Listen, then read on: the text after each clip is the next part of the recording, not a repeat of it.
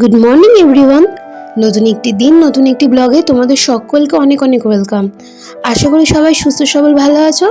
ঘড়ি কাটায় এখন সকাল 8টা, সাড়ে 8টার মতো। তোমাদের সঙ্গে নিয়ে আজকের ব্লগটি এখন থেকেই শুরু করলাম। ঘুম থেকে উঠে বাসি কাপড় চেঞ্জ করে বাসি ঘরটা ঝাড় দিয়ে আমি এদিকে গ্রোসারির যে জিনিসগুলো ছিল সেগুলো ঢেলে নিলাম। পাঁপড় এনেছিল, বিস্কিট এনেছিল, এগুলো সব ঢালা ছিল না তো, তাই ঢেলে দিলাম। ঢেলে ঢেলে এখন তাকে সুন্দর করে গুছিয়ে রাখছি। আর মা সাদার ফটোটাও আমি রান্নাঘরে গুছিয়ে রাখি। আমার মায়ের কাছে আমি দেখেছিলাম, মা যখন রান্না করতো রান্নাঘরে এরকম সারদা মায়ের ছবি রেখে দিত। সারদা মায়ের ছবি নাকি এভাবে রাখা নাকি ভালো। হাজব্যান্ডের যদি ইনকাম কম থাকে না, সব কিছু তখন দেখবে হিসাব করে চলতে হয়, বুঝে শুনে চলতে হয়। অনেক কিছু ইচ্ছা করে কিনতে, কিন্তু চিন্তা হয় যে না, আজকে যদি খরচ করি তাহলে কালকে খাবোটা কি। তো হিসাব করে চলি বলেই হয়তো সব কিছু ঠিকঠাক আছে। চাউমিনটা আমি করেছি আজকে সোয়াবিন দিয়ে, বাদাম আর আলু আর পেঁয়াজ দিয়ে। তো আজকে সকাল সকাল আমরা চাউমিন করে নিলাম। আর সোমবার হলেই চাউমিনটা সকালবেলা মাস্ট। সকালবেলা উঠেই আগে চাউমিন করে দিতে হবে। দেখে চাউমিন খাওয়ার পরে আলু পেঁয়াজটা কেটে নিয়েছি। আজকে না চিকেন রান্না করব। আর যেহেতু মানডেতেও ছুটি থাকে, মানডেতে চিকেন বা মাটন দুটো, মানে যে কোনো একটা দুটোর মধ্যে হয়। আজকাল সব কিছু আমি কেমন ভুলে যাচ্ছি। রান্না করার সময় মনে পড়লো যে মশলা শেষ হয়ে গেছে, মানে মশলাটা বাড়ন্ত হয়ে গেছে। তো এখন মশলাগুলো ঢেলে নিলাম। আর ঢালতে গিয়ে লঙ্কার গুঁড়ো পড়ে গেছিলো টেবিলের মধ্যে, তো টেবিলটাও এক ফাঁকে একটু মুছে নিলাম। তো আমার কেন জানি না এই সমস্যাটা হচ্ছে। তো যাই হোক, এখন চিকেনটা আজকে একটু অন্যরকম পদ্ধতিতে রান্না করব। তো চিকেনটা এখানটায় কিছুক্ষণ ম্যারিনেট করে রাখবো। আর একটু ম্যারিনেট করে রাখলে না, চিকেনটা যখন রান্না করব তখন খুব টেস্টি টেস্টি খেতে হয়। তো দেখো, এদিকে আমি চিকেনটা ম্যারিনেট করার পরে টেবিলটা আরেকবার মুছে নিলাম, কারণ আমি একটুখানি পিটপিটে টাইপের আছি। আর এদিকে চপিং বোর্ডটাও ধুয়ে নিলাম, মানে মেজে ধুয়েছি কিন্তু।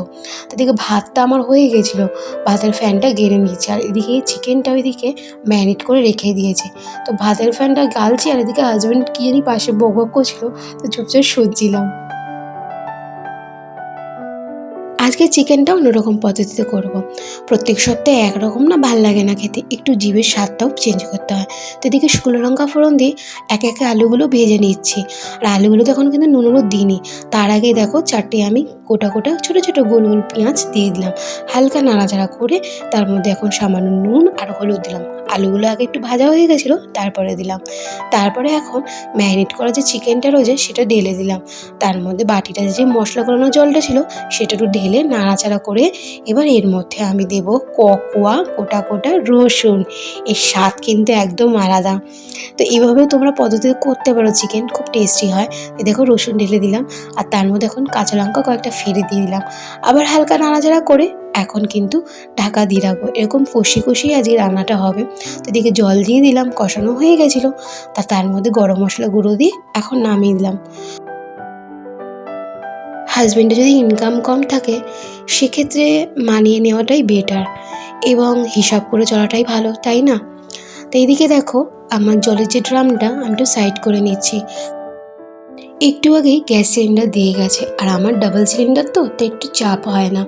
আর আমার একটা সিলিন্ডার 3 মাস 4 মাস চলে যায়। তোমরা হয়তো বিশ্বাস করবে না, বাট এটাই সত্যি। আমি না সত্যিই খুব হিসাব করে চলি। আর আমি রান্নাটা একবারই করি, রাত্রিবেলা একটু রুটি করে নিই, ব্যাস। তো আমারও যেন হিসাব করে চলি বলেই হয়তো অনেক দিন টিকে। তো আমার গ্যাসটা শেষ হয়ে গেছিলো, তাও 3 মাস হয়ে গেছে, 3-4 মাস আগে। তা বুক করা হয়নি, তাই এই বুক করলাম। যদি বাই চান্স আমার গ্যাস শেষ হয়ে যায় তখন চাপে পড়ে যাব। তো ওই জন্য গ্যাস বুক করেছিলাম, তাই আজকে গ্যাস চলে এসেছিলো, তাই সিলিন্ডারটা বাইরে নিয়ে এলাম। আর এদিকে ঠাকুর ঘরে আলনাটার যে শোকেসটা থাকে, আলনাটা সরিয়ে শোকেসের পাশে রেখে আলনাটা মুছে, আর আলনার উপরে যে ব্যাগগুলো ছিল সেইগুলো এক জায়গায় করে নিলাম। না করলে না ধুলো ধুলো পড়ে একদম নোংরা পড়ে গেছিলো। তাই এদিকে যখন পরিষ্কার করছিলাম ঠাকুর ঘরটাও ঝাড় দিয়ে দিলাম। আলনাটা সরিয়ে কিন্তু অনেকটাই জায়গা বেরিয়েছে। আলনাটা সরানোর পরে অনেকটা জায়গা হয়ে গেছে। তো যখন দেখলাম আলনাটা সরিয়েছে, অনেকটা নোংরা হয়েছে, আর টিকটিকির পটি চারদিকে পড়ে আছে, তাই ভাবলাম আর একবার ঘরটা ঝাড় দিয়ে দিই। ঘরটা যদি ক্লিন করে থাকি পরিষ্কার পরিচ্ছন্ন থাকবে, আর মনটাও ভালো লাগবে। সকালবেলা বাসি ঘর একবার ক্লিন করা হয়ে গেছে, মানে ঝাড়ু দেওয়া হয়ে গেছে, তো আবার ঝাড় দিলাম, ওই যে মন মানে না। আর এদিকে এই ঘরের এদিকটা, মানে নতুন ঘরের মেঝেটাও ঝাড় দিলাম। এখনও মেজে হয়নি, তবুও যেটুকুই আছে পরিষ্কার করে রাখলাম। আর হ্যাঁ, গাছগুলো সব কালকে আমি টবে যে গাছগুলো ছিল এখানে রাখা সেগুলো সব ছাদে নিয়ে গেছি। তো কে আমাকে বলেছিল জানি যে পেঁয়াজ পাতা মানে সরি পেঁয়াজ পাতা না, পেঁয়াজের যে খোসাগুলো নাকি ভিজিয়ে জলে ভিজিয়ে রাখলে গাছের মধ্যে দিলে নাকি ভালো হয়। তো ওই জন্য আমি ভিজিয়ে রেখে দিলাম।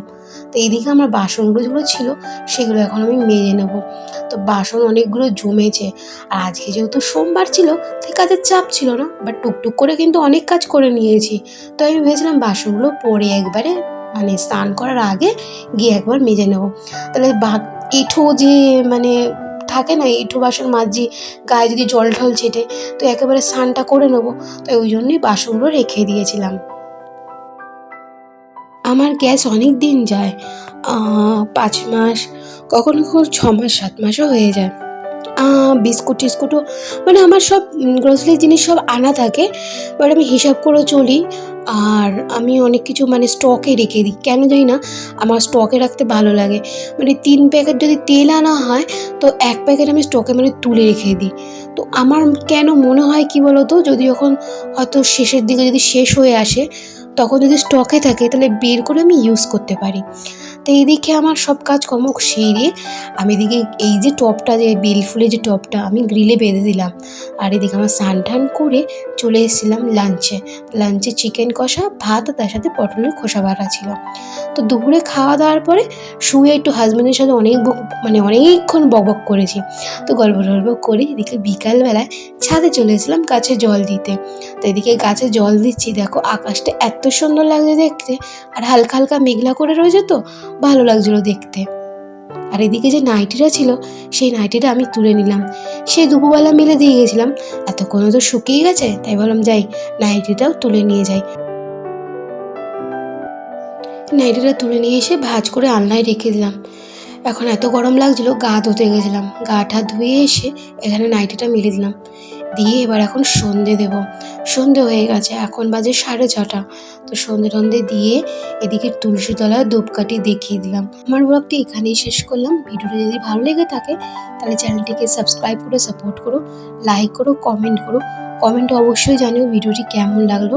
আর হ্যাঁ, যারা যারা আমাকে বন্ধু করেছিল তারা প্লিজ কমিউনিটি বক্সে আমাকে কমেন্ট করে যেও। আমার নেক্সট বলছি, আমার যে আর একটা আইডিয়া আছে সেটা দিয়ে আমি তোমাদেরকে সাপোর্ট করবো, কেমন?